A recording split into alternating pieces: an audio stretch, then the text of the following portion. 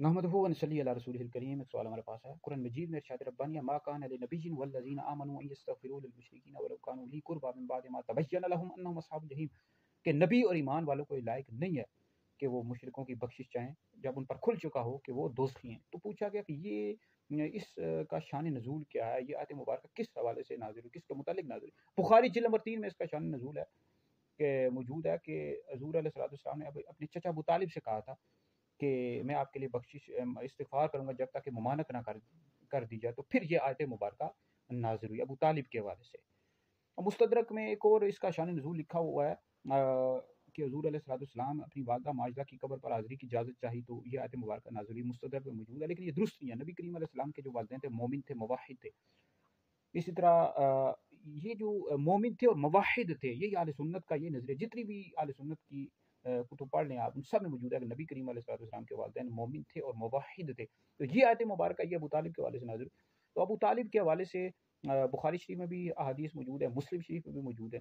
اب مسلم شریف میں موجود ہے کہ حضور علیہ ابو طالب کی جب موت کا وقت آیا تو حضور علیہ السلام اس کے پاس گئے اور کہا کہ چچا کہو لا الہ الا اللہ پڑھ لو، تو انہوں نے نہیں کلمہ پڑھا قریش کی وجہ سے۔ پوری روایت موجود ہے، مسلم میں، بخاری میں بھی موجود ہے روایت، حدیث موجود ہے۔ تو دیکھیں اس حوالے سے اہل سنت کا اس حوالے سے اختلاف ہے۔ زیادہ جمہور اہل سنت کا یہ موقف ہے کہ ابو طالب کا ایمان ثابت نہیں ہے، وہ ایمان نہیں لائے آج۔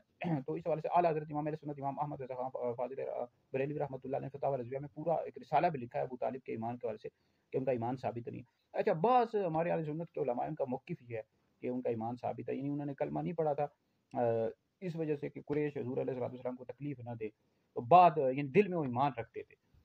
تو اس حوالے سے بہرحال اختلاف ہے، لیکن اگر کوئی شخص ابو طالب کا ایمان ثابت کرتا ہے تو اس شخص پر کوئی شرعی حکم نہیں، ہم نہیں لگاتے کہ ایسا شخص کافر ہے یا دار اسلام سے خارج ہے، گمراہ، بالکل بھی ہم یہ نہیں کہتے، نہ وہ گمراہ ہے، نہ ہی وہ کافر ہے، نہ ہی اہل سنت سے خارج ہے۔ البتہ جمہور اہل سنت کا موقف یہ ہے کہ ان کا ایمان ثابت نہیں ہے۔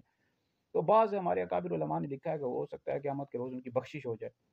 بہرحال ابو طالب جو تھے انہوں نے نبی کریم علیہ السلام کا بہت زیادہ ساتھ دیا اور حضور علیہ السلام کی مدد کی، مشرکین سے بچایا، بہت زیادہ ان کی خدمات ہیں نبی کریم علیہ السلام کے لیے۔